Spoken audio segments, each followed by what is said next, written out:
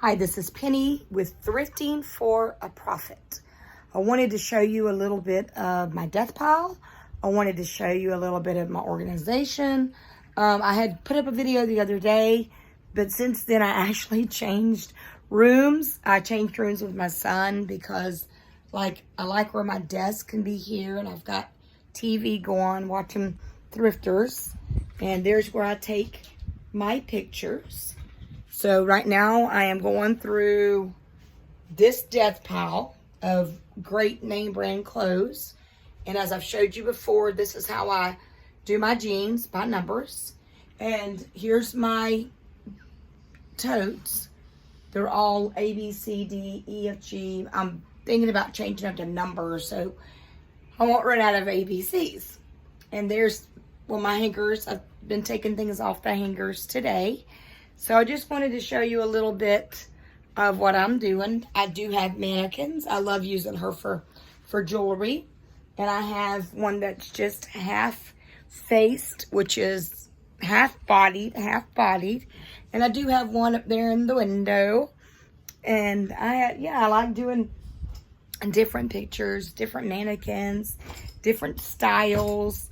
And there's things as we go. I want to come on here once a week and be faithful with that and tell you exactly what sold on eBay, what sold on Poshmark. I am just now wetting my feet back on eBay. I've been doing just primarily Poshmark, but I thought if I had another avenue to sell my items on, that it would give me a better chance of getting through this death pile right now. I mean, I've gotten 2 really low offers on eBay. It's not what you're going to make on Poshmark, but it's not my more expensive stuff, like my Anthropologie and things that I would love to get what they're worth out of them. So I have a pile of purses that I thrifted from the bins months and months and months ago. And I also love to do jewelry. I do jewelry jars. I will be doing some jewelry jar openings, but here's how I do my jewelry: bin 1, bin 2, and then inside they're in these little plastic baggies. Let me see, what else can I show you? But yeah, this is a step back from where my picture taking thing is. But I want to come on here. This is 2020. This is the second day of 2020. And I wanted to come on here today and just encourage you. You don't have to be rich to start reselling. I used to go to our thrift shops and do fill a bag when I first started in 2006. I've always been a homeschool mom, so my kids would load up and we'd all go thrifting because they enjoyed helping mama put it on, take the pictures and get them prepared and washed and ready. And yes, so I've been doing this for quite a while now. And I love it. I just absolutely love it. As I've shared in my other videos, I have a few health problems such as arthritis and fibromyalgia that really makes it hard for me to hold down a full-time position. And a few years back, I started having spats of depression and panic attacks. And so I really don't like to be in crowds a lot. I get overwhelmed really quick, and even now thrifting, it really hurts my arms to have to keep pushing.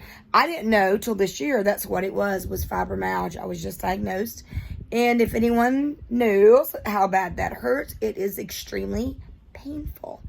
So I love being a full-time reseller because it gives me a chance to do something I absolutely enjoy. I get to work from home, and I get to do these YouTube videos so I can teach other people and encourage them. You know, you don't have to have a lot of money. Start out with $5 and go to some yard sales. Even if you can't pick up but 10 really good items that day, find some 50-cent quarter sales. I love to yard sale. And when they say 50 cents, I go crazy. When they say everything is $5, I get in my car and I leave. That's just me because I usually don't have but like $50 the most to go yard selling on. So take you about $5 and go to some yard sales, pick up some things you think will sell. And if it don't, and it's a bust, then we learn. You know, we learn by hard knocks. We learn by buying and doing. Now, this is mine. I'm going to give you 5 things that I find hard to sell. And this is just me. One of them is skirts, cold shoulder clothes, sheer clothing. I don't do really well with dresses. And this is just in the women's department. And let me think of another one. I don't do well with blazers. And someone else could probably do that. I love tops. If I had to choose one thing to do, I think it would just be women's tops. That's what I enjoy. I mean, I do the jeans. As you can see there, I've got about 200 pair on Poshmark. But I think I enjoy doing ladies' tops more than anything. But more unique, the better. There's people that go to the bins and just look for vintage items, vintage clothing. There's people that make a fortune off of just t-shirts. And you can get your Goodwill at a half price and buy things for $2.